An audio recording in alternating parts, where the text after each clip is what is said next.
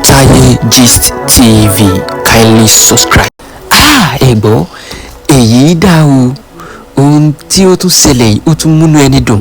Ǹjẹ́ ẹ ti gbọ́ wípé Iyabo Ojo àti Funke Akindele wọ́n ti jáde tán láti wá bá Bimpe àti Lateef láti wá bá wọn yọ̀ fún oríire ọmọ tuntun láti tí Ọlọ́run fi ta wọ́n lọ́rẹ láti àìmọye ọdún sẹ́yìn tí àwọn èèyàn ti ń pè wọ́n ní orúkọ tí ìyá àti bàbá ò sọ wọ́n fi ibi tí Iyabo Ojo ti sọ̀rọ̀ wọ́n fi ràn yín, ẹ farabalẹ̀, ẹ ní sùúrù, ẹ máa bá mi ká lọ. Ó ní o ẹyọ Iyabo Ojo first parents ló sọ pé congratulations to the latest mom and dad, wípé ẹ kú oríire ìyá tuntun àti bàbá tuntun níta. Mo Bimpe Adedimeji àti Adedimeji Lateef, wípé ó dàbí ìrìn àjò tòótọ́ ṣùgbọ́n òun dúpẹ́ pé òkò wípé àpadà rí testimony àti àjọyọ̀ ṣe pé ilé yìí yóò kún fún ìbùkún àti oore ọ̀fẹ́ Ọlọ́run.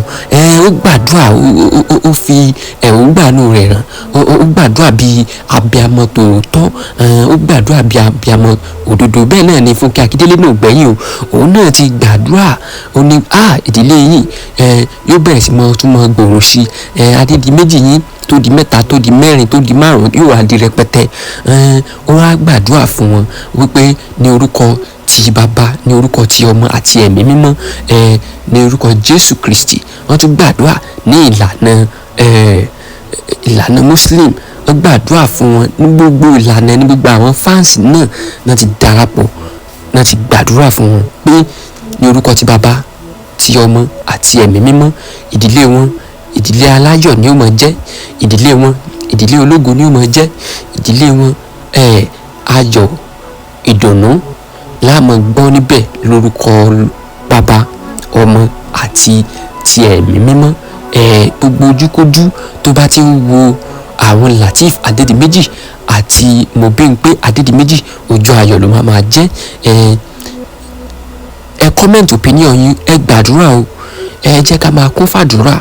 Àdúrà ló pa Kristẹni, àdúrà ló pa Mùsùlùmù, ẹ̀sìn ìmọ̀le.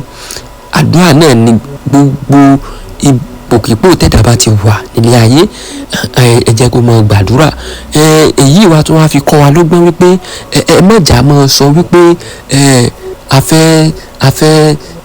fẹ́ give up, àbí ká máa sọ pé ìrẹ̀wẹ̀sì kó máa dé bá wa ara o. Ẹ má jẹ́ ká fàyè lẹ̀ fún rẹ̀wẹ̀sì. Kò sí nǹkan tọ́lọ́run ò lè ṣe o.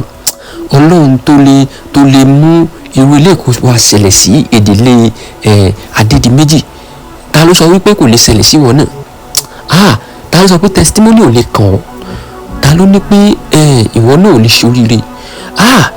Tó bá nígbàgbọ́ wípé gbogbo ohun báyìí ni ó ṣe é ṣe níwájú Ọlọ́run, máa fi ọwọ́ rẹ kó máa fi tẹ subscribe button, kó like, kó dẹ̀ comment wípé ìwọ Ọlọ́run tó ṣe fún Bimpe, ìwọ Ọlọ́run tó ṣe fún Lateef Adedimeji, wá ṣe tèmi náà, fèmí náà nírọ̀rùn.